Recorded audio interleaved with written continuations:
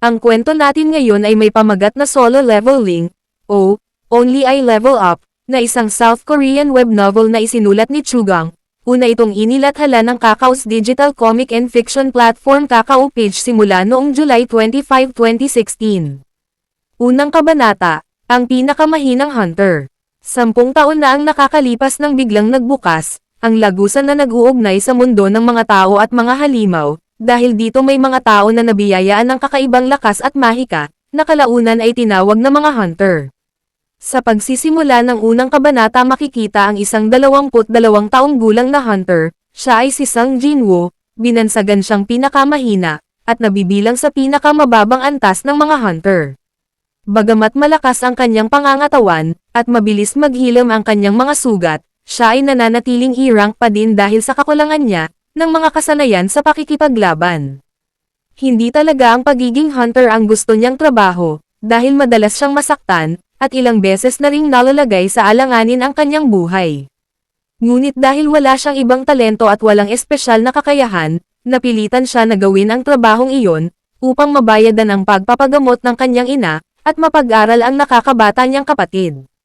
Araw-araw siyang pumapasok sa trabaho bagamat delikado ito, sa kagustuhan niyang kumita ng pera, ayaw siyang kasama ng ilang mga hunter, dahil para sa kanila si Jinwoo ay isang balakid at pabigat lamang, ngunit iba ang araw na iyon dahil nagtipon-tipon ang 17 hunter kasama si Jinwoo, upang i-raid ang isang D-class na dungeon.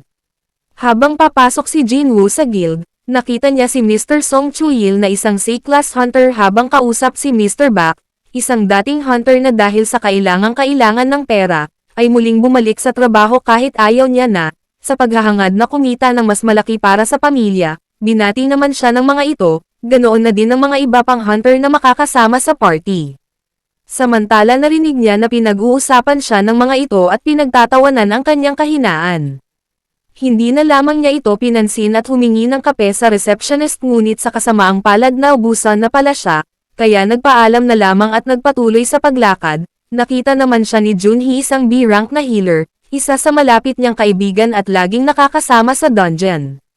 Nagkwentuhan sila at nang tanungin nito kung bakit may sugat na naman siya, sinabi ni Jinwoo na bukod tangi siyang nasugatan, nang i-raid nila ang isang E-class na dungeon, at dahil malalakas ang mga kasama niya hindi na sila nagsama ng healer, kaya naman sa ospital na lamang siya nagpagaling. Natigil naman ang kanilang pag-uusap nang nagsalita si Mr. Song, at nagpahayag na nais niyang maging party leader na agad namang sinang-ayunan ng mga miyembro. Kaya nagpa siya na silang pumasok sa gate. At dahil si Jinwoo ang pinakamahina sa kanila, kinausap siya ni Mr. Song at inutusan na manatili lamang sa likod nila, at iwasang masaktan kaya nangako naman si Jinwoo na gagawin niya lahat ng makakaya niya. Ikalawang kabanata, ang Double Lair Dungeon. Pagkatapos makaalis ng mga hunter pinag-uusapan ng dalawang receptionist si Sung Jinwoo, bukod sa hindi nila ito nabigyan ng kape, ay nag-aalala rin sila dahil sa mahina ito at madalas mapinsala, at mataas ang level ng dungeon na pupuntahan ng mga ito. Dahil sa buong panahon ng pagtatrabaho nila sa guild na iyon, nakikita nila na sa tuwing lumalabas si Jinwoo lagi itong may pinsala. Samantala sa loob ng dungeon makikita si Jinwoo na ginagamot ni Junhee, habang nag-aalalang sinasabi nito na hindi niya maunawaan si Jinwoo, kung bakit sa kabila ng ilang beses na siyang muntik mamatay ay patuloy pa rin ito sa paggawa ng delikadong trabaho na yon. Dahil nahihiya si Jinwoo kay Junhee na sabihin ang totoong dahilan, sinabi na lang niya na ang pagiging hunter ang nagbibigay sa kanya ng kasiyahan, at mamamatay siya sa pagkabagot kung titigil lamang siya. Habang nakatingin si Jinwoo sa kanilang mga kasamahan, na nakakuha ng matataas na magical core na may libo-libong halaga, siya ay nakakuha lamang ng isang pirasong monster core na mababa lang ang halaga. Para sa kanya ay hindi ito sapat na kapalit ng kanyang pinsala at ng muntik na niyang kamatayan. Habang sa kabilang banda nakakita naman ang isa sa mga hunter na kasama nila ng isa pang gate. Hindi naman makapaniwala si Mr. Song na totoo pala ang Double Lair, at ipinaliwanag niya sa lahat na buhay pa daw ang boss ng dungeon na iyon kaya nakabukas pa ang gate, at magsasarado lamang ito kung mapapatay ang boss. Kung kaya nais niya na wag na itong ipagbigay alam sa guild, at sila na lang ang tumalo sa boss para di na sila maunahan pa ng ibang mga hunter, sa mga kayamanan na makukuha nila dito, nagdesisyon silang pagbotohan kung tutuloy sa gate o hindi, dahil sa pantay ang nakuhang boto at si Jinwoo ang pang-17, sa kanya nakasalalay ang huling desisyon. Habang hawak ni Jinwoo ang kristal, naisip niya hindi pa sapat ang kanyang pera, at napakadami pa niyang bayarin sa pag-aaral ng kanyang kapatid, at pagpapagamot sa kanyang ina, kaya pinili niya ang magpatuloy. Ikatlong kabanata, sa loob ng Double Lair Dungeon, habang naglalakad ang lahat patungo sa kwarto ng boss ng dungeon. Nagtatalo naman sina Junhee at Jinwoo, humihingi ng paumanhin si Jinwoo dahil sa isip niya napilitan lang si Junhee na sumama nang bumoto siya ng pagpapatuloy, bagamat alam niya na tama si Junhee na maari siyang mamatay dahil sa hindi pa gaanong magaling ang pinsala niya, ay pinili pa rin niyang magpatuloy.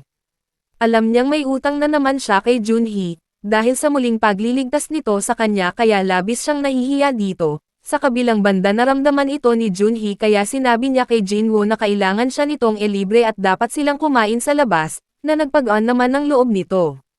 Hanggang sa makarating na nga sila sa harapan ng kwarto ng boss ng dungeon, napansin nilang kakaiba ang pinto nito at may nakakatakot na aura. Sa kabila nito nagpatiuna si Mr. Song at nagpahayag na hindi siya uuwing walang dala. At sinabi pa sa mga kasama na papasok na siya at kung sino ang gustong umuwi ay pwede nang umalis at wag tumuloy. Sinabi pa niyang maari na sila palang ang unang makakapasok sa loob nito. Dahil sa malaki ang tiwala nila kay Mr. Song nagdesisyon silang pumasok na rin. Namangha silang lahat dahil iyon ang unang pagkakataon na nakakita sila ng kakaiba at ganoon kagandang dungeon. Habang naglilibot sila sa loob napansin nila na tila wala pang nakakapasok doon sa matagal ng panahon. Napansin din nila ang naglalakihang mga estatwa na tila mga bantay habang ang ibang estatwa ay may mga kakaibang hawak na instrumento. Nasabi ni Jinwoo na nakakatakot ang mga ito na tila ba may nagmamasid sa kanila. Napatingin naman ang lahat sa malahiganteng estatwa, na nakaupo sa trono, iniisip ng ilan kung ito ba ang boss habang sinabi naman ng isa, na imposible iyon dahil isa lamang itong estatwa. Sinabi naman ni Jinwoo na iyon lamang ang pinakamalaki sa lahat ng estatwa na naruroon. Napansin naman ng isa na tila may magical seal sa sahig, at may tablet din na hawak ng may pakpak na estatwa na may nakasulat na runic text kaya tinawag nila si Mr. Song upang ipakita ito. Binasa naman niya ito at napag-alaman nila na ang lugar na iyon ay ang Carthinan's Temple, at ayon sa konteksto walang makakalabas ng buhay kung hindi susundin ang tatlong kautusan na nakasulat sa tableta. Samantala natatakot namang sinabi ni Junhee na gumalaw ang mata ng malaking estatwa. At nakatingin ito sa direksyon nila. Biglang sumara ang pinto ng kwarto at nagkaroon ng nakakatakot na katahimikan ang paligid. Sa sobrang takot ng isang hunter nagpaalam ito at nagpahayag na aalis na, at wala na siyang pakialam sa kayamanan na naruroon, bagamat pinigilan siya ng isa pang kasama nila tinuloy pa rin niya ang paghawak sa pinto. At sa gulat ng lahat biglang gumalaw ang isa sa mga estatwa na nakabantay sa pinto at tinusok ito ng sibat, na naging dahilan ng agad naman nitong kamatayan. Dahil sa nasaksihan nila, lahat ay nakaramdam ng takot, habang iniisip kung paano nila malalabanan ang mga estatwang iyon. Ika-4 na kabanata, ang Panginoon. Napag-alaman ni Jinwoo na halos lahat ng kasama niya ay mga D-rank hunter na higit na malalakas sa kanya, ngunit sa isang iglap lamang ang isa sa mga ito ay walang kahirap-hirap na pinatay ng estatwa, di nila akalain na sa D-rank na dungeon ay posibleng magkaroon ng sobrang lakas na halimaw.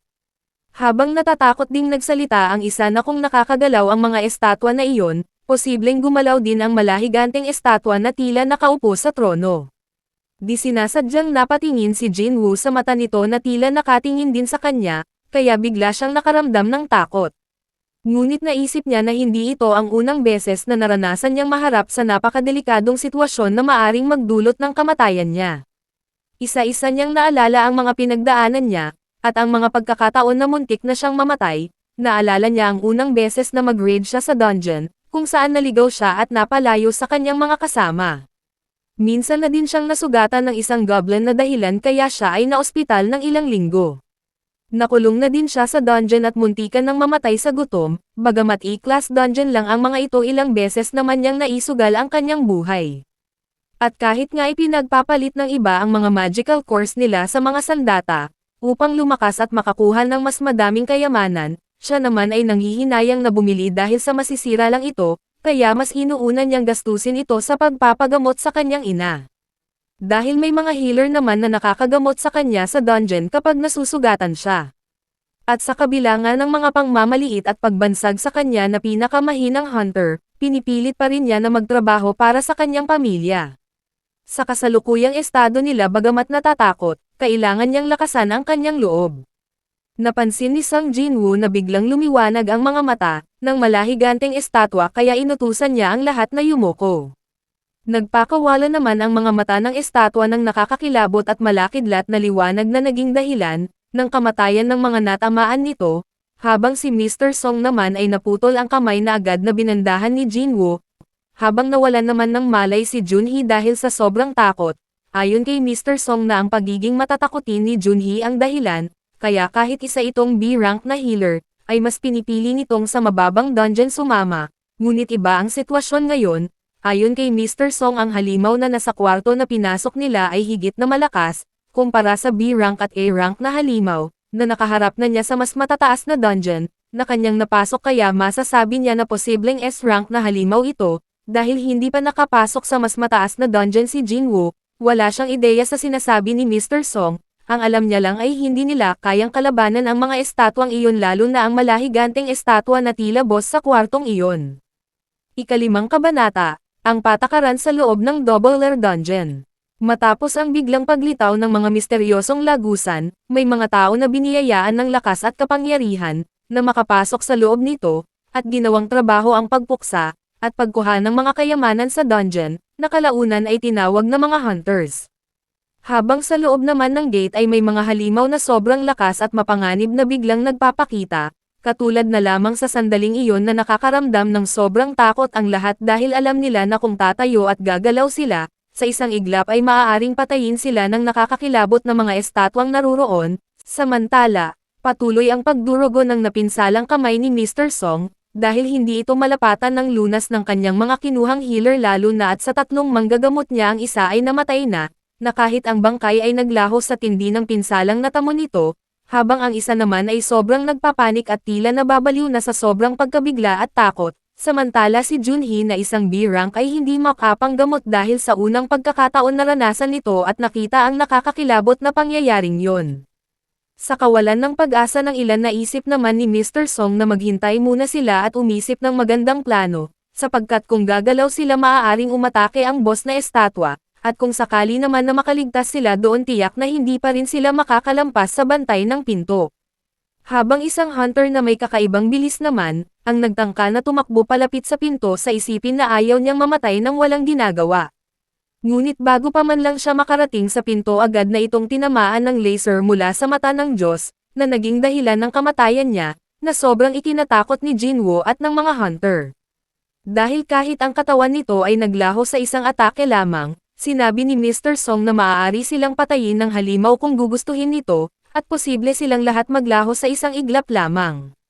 Naisip ni Jinwoo na may sinusunod na patakaran ang pag-atake, ang malahiganteng estatwa ay nakaupo lamang sa trono at hindi basta umaatake katulad ng mga ibang halimaw, habang ang mga estatwang nakabantay sa pinto ay umaatake lamang kapag may lumalapit. Kaya maaring may alituntunin ang kwartong iyon. Sinabi ni Jinwoo kay Mr. Song ang iniisip niya, at itinanong dito kung ano ang nakasulat sa tableta na agad namang sinabi nito, ang unang kautusan ng Carthians, sambahin ang Diyos, na sa hula ni Jinwoo maaring ang estatwa na nakaupo sa trono, upang subukan ang kanyang hula gumalaw si Jinwoo at unti-unting tumayo, nang bahagya sa kabila ng pagpigil ni Mr. Song, nakita nito sa mata ni Jinwoo ang determinasyon, at sa pagkabigla ng lahat hindi umatake ang halimaw. Ika-6 na kabanata, ang takot. Napagtanto ni Jinwoo na tama ang kanyang hinala, sa unang kautusan ng Carthians, dahil dito inutusan niya ang lahat na yumuko, ayaw namang maniwala ng ilan at ayaw ding sumunod sa mahinang E-class hunter lamang, gayunpaman kinumpirma ni Mr. Song kung sigurado ba siya sa naisip niya, sumagot naman si Jinwoo na hindi siya gaanong sigurado, at ipinaliwanag na ang halimaw ay umaatake lamang kung tatayo ka at gagalaw ng mabilis at may pagmamataas. Ngunit kung ikaw ay nakayuko at sasamba hindi ito aatake, kaya sinabi ni Mr. Song sa lahat na gawin na lamang nila ang sinabi ni Jinwoo, wala namang mawawala ang mahalaga ay mabuhay silang lahat, kaya yumuko at sumamba ang lahat kahit na may pag-aalanlangan. At sa takot ng lahat biglang ngumiti ng nakakakilabot. Bagamat tumigil ito sa pag-atake ang pagbabago sa ekspresyon ng mukha nito ay nagdulot naman ng sobrang takot, at ang pagtayo nito ay nagpalito sa kanila kung tapos na ba ang lahat, o kung kailangan pa ba nila itong labanan. Nang magsimula na itong humakbang nagtanong si Mr. Song kay Jinwoo kung may ideya ba ito sa susunod na gagawin, naisip ni Jinwoo na may sariling alituntunin ang kwartong iyon, ang unang kautusan na sumamba sa Diyos ay tapos na, habang ikalawa na magpuri sa Diyos ay hindi pa niya sigurado kung paano isasagawa. Sa sinabi ni Jinwoo tungkol sa pagpupuri, nagpahayag ang isang hunter na miyembro siya ng kumakanta sa simbahan na susubukan daw niya ang ikalawang kautusan. Kung kaya tumayo ito sa harap ng estatwa at umawit ngunit napansin ni Jinwoo ang ekspresyon ng estatwa kaya napagtanto niyang ang inaawit nito ay papuri sa ibang Diyos, at bago pa niya ito masabi tinapakan na ng estatwa ang lalaki.